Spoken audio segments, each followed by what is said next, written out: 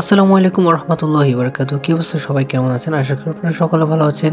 তো guys, part 2 নিয়ে আইসা পড়ছি। তো চলুন আর দেরি না করে এখনই শুরু করে দেওয়া যাক আমাদের আজকের ভিডিও। সাজিদ ঘরে এসে দেখলো মেঘলা খাটের কাছের পড়ার টেবিলটির উপর পা তুলে বসে আছে আর বিড়বিড় করে কি যেন বলছে।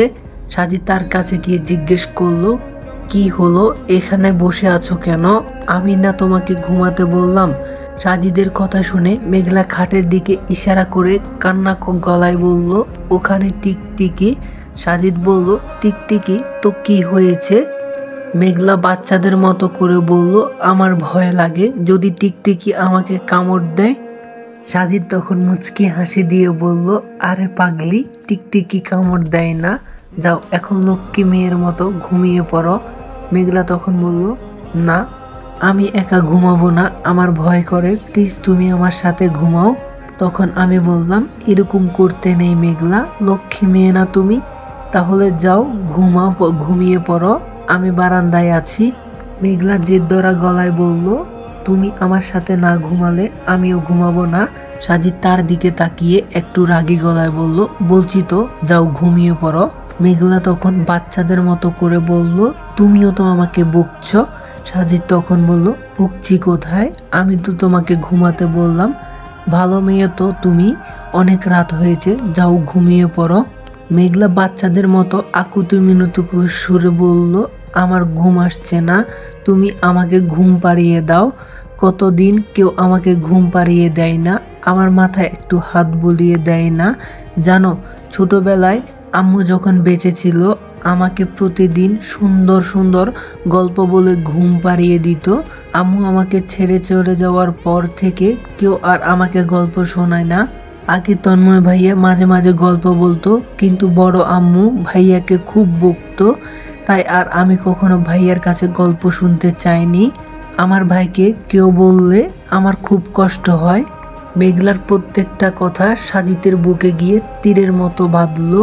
কত ছোট বয়সে বাবা মাকে হারিয়েছে মেয়েটা, তারপর থেকে চাচা চাচির এরকম অবহেলায় বড় হয়েছে সে। এই পরিবারে তাকে ভালোবাসার মধ্যে শুধু তন্ময় তাকে ভালোবাসে, নিজের বোনের থেকেও বেশি সে মেঘলাকে ভালোবাসে। আর সাজিদের পরিবারও কখনো তার খোঁজ নেওয়ার চেষ্টা করেনি, সেই জন্য সাজিদ আজ নিজেকে খুব অপরাধী মনে হচ্ছে। সাজিদ মেঘলার মাথায় হাত রেখে মুচকি হাসি দিয়ে বলল, মন খারাপ করছো কেন পাগলি, আজ আমি তোমাকে গল্প শোনাবো। মেঘলা আনন্দে আত্মহারা হয়ে বলল, সত্যি? সাজিদ তখন মাথা নাড়ালো। মেঘলা তখন সাজিদকে এক হাতে হালকা করে জড়িয়ে ধরে বলল, তুমি আমার ভালো ভাইয়া। তখন আমি বললাম, যাও এখন গিয়ে বিছানায় শুয়ে পড়ো। মেঘলা এক লাফে বিছানায় শুয়ে পড়লো। তারপর বলতে শুরু করলো, কি হলো ভাইয়া, গল্প বলছো না কেন, তাড়াতাড়ি বলো। সাজিদ বিছানার পাশে একটা চেয়ারে বসে মুচকি হাসি দিয়ে বলল, কোন গল্পটা বলবো সেটা তো আগে ভাবতে দাও। মেঘলা ঠোঁটে আঙ্গুল দিয়ে কামড়াতে কামড়াতে বলল, আচ্ছা তুমি ভাবো, আমি আর তোমাকে ডিস্টার্ব করব না। এই আমি চুপ করে থাকলাম। খানিকটা ভেবে সাজিদ বলল, তাহলে এখন গল্প শুরু করি। কিন্তু মেঘলা কোনো সাড়া শব্দ নেই। সে তাকিয়ে দেখলো মেঘলা ঘুমিয়ে পড়েছে। সাজিদ মনে মনে বলল, এতক্ষণ গল্প শোনার জন্য কতই না কাহিনী করলো, আর এখন ঘুমিয়ে পড়েছে। এই নাকি তার ঘুম আসছিল না। যাই হোক, আমি বরং এখানে বসে থাকি, আবার কখন ঘুম থেকে উঠে যায়। এদিকে সাজিদের মামি রুমে এসে চিল্লাচিল্লি শুরু করেছে। সাজিদের মামি তার স্বামীর দিকে তাকিয়ে রাগী কণ্ঠে বলল, দেখেছো তোমার ভাতিজি কি পরিমাণ শেয়ানা হয়েছে, এত বড় অন্যায় করার পরেও সে নাকি খুব ভালো কাজ করেছে। মামা তখন বলল, আমার কি দোষ, তোমার ছেলেই তো ওকে বাড়িতে নিয়ে এসেছে। মামি তখন বলল, সেটাই তো, পেটের ছেলে যদি শত্রু হয় তাহলে আর কি করার। কিন্তু সাজিদ বাবার কি দরকার ছিল ওই পাবনায় ফেরত পাগলের সাথে কথা বলার, যার জন্য আমাদের রুম থেকে বের করে দিল। মায়ের মুখে এই কথাটা শুনে তিতি খেপে বাঘিনীর মতো গর্জে উঠে বলল, কি? মেঘলা সাজিদের রুমে আমার জামাটা পুড়েও ওই হারামজাদির শান্তি হয়নি, এখন আবার আমার সাজিদের দিকে নজর পড়েছে, আমি ওকে ছাড়বো না। মামি তখন বলল, দুই ভাই বোনের বড় বড় কথা, এত পেঁচাল বাদ দিয়ে এখন দূর হ আমার চোখের সামনে থেকে। জামা কাপড় ঠিকভাবে রাখতে পারে না, শুধু বড় বড় মুখের কথা আছে। যখন যা চাস তাই পাস তো, তাই টাকার মর্ম বুঝিস না। ফাজিল মেয়ে, এখনো এখানে দাঁড়িয়ে আছিস কেন? যা দূর হ আমার চোখের সামনে থেকে। অনেক রাগ হয়ে তিথিকে কথাগুলো বলল তার মা। তিথি আর এক মুহূর্ত ওখানে না দাঁড়িয়ে দৌড় দিয়ে নিজের রুমে চলে এলো আর মনে মনে ভাবলো, মেঘলা, তোর জন্য আজ আম্মু আমাকে এতগুলো কথা শোনালো, এর দাম তোকে দিতে হবে। পাশের রুম থেকে আসা তীব্র শব্দের কারণে তন্ময়ের ঘুম ভেঙে গেল। সে দেয়ালের ঘড়িটার দিকে তাকিয়ে দেখলো 11:30 বাজে। আসলে কালকে রাত্রে সে একটা কাজে গিয়েছিল, সেখান থেকে এসে ঘুমাতে ঘুমাতে বোর হয়ে গিয়েছিল, তাই ঘুম থেকে উঠতে এত দেরি হলো।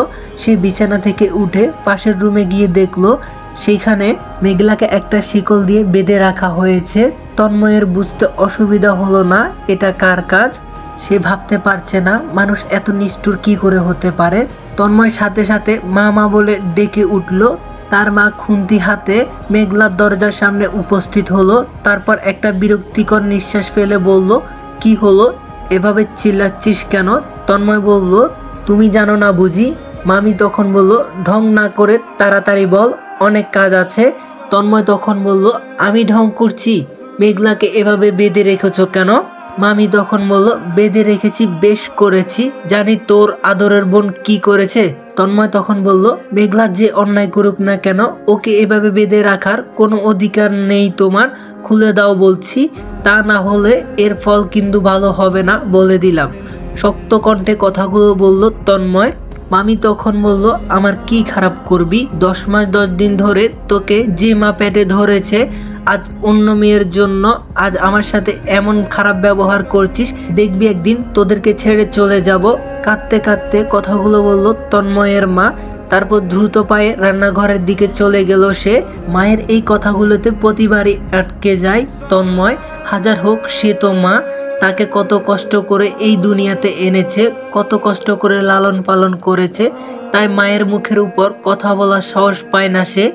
তারপর মেঘলার দিকে তাকিয়ে দেখলো সে এখনো নিস্তব্ধভাবে কান্না করছে, নিজের কষ্টের জন্য না, তন্ময়কে তার মা এভাবে বলেছে তাই সে কান্না করছে। ছোটবেলা থেকে তন্ময়কে কেউ কিছু বললে মেঘলা এরকম করে, যেন কষ্ট তন্ময়ের নয় মেঘলার হচ্ছে। তন্ময় এবার মেঘলার দিকে তাকিয়ে বলল, খুব কষ্ট হচ্ছে তাই না মেঘলা?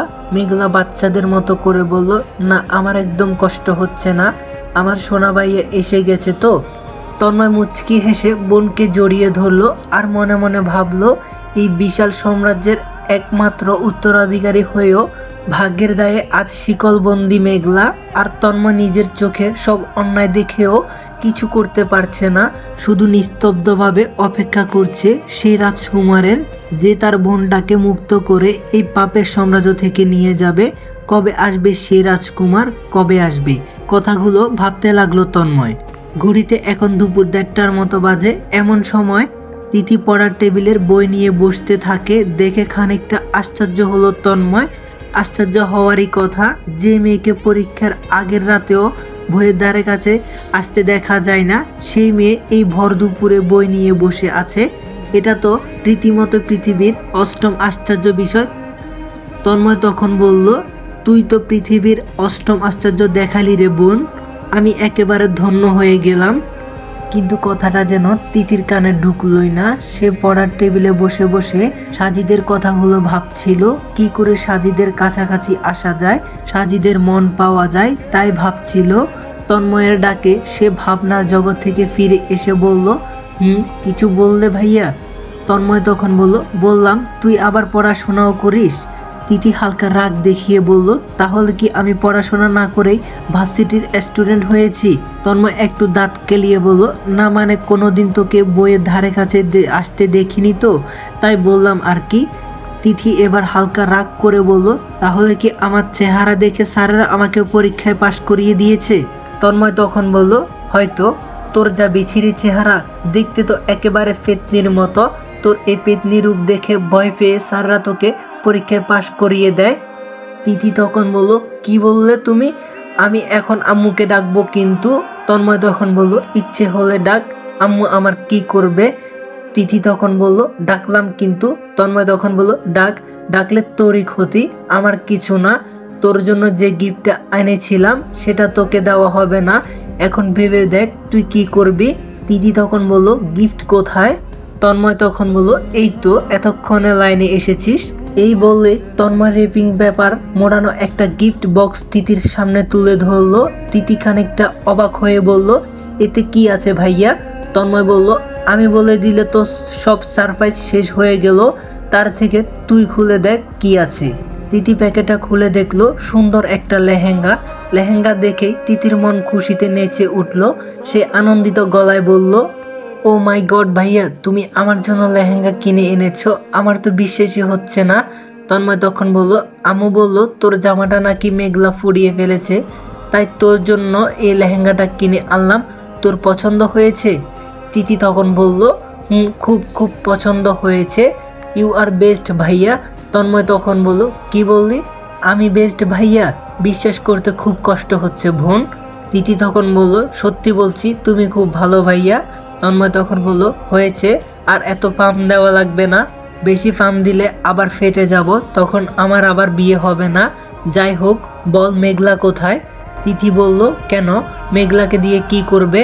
তন্ময় বলল দরকার আছে বলেই তো জানতে চাচ্ছি। তিথি একটা বিরক্তিকর নিঃশ্বাস ফেলে বলতে শুরু করলো আর বলো না, আম্মু ওকে একটু ঘর মুছতে দিয়েছিল, ঘর মুছতে গিয়ে সেই নবাবজাদি আছাড় খেয়ে এখন বিছানায় শুয়ে আছে, তাও আবার সাজিদ ভাইয়ের বিছানায়। পাগল হলে কি হবে, আস্ত একটা বেয়াদব। তিথির এমন কথায় তন্ময় তার দিকে কঠিন দৃষ্টিতে দেখে রুম থেকে বের হয়ে গেল। তার মা পেয়েছেটা কি? বাড়িতে কি কাজের লোকের অভাব যে মেঘলাকে দিয়ে ঘর মুছাতে হবে?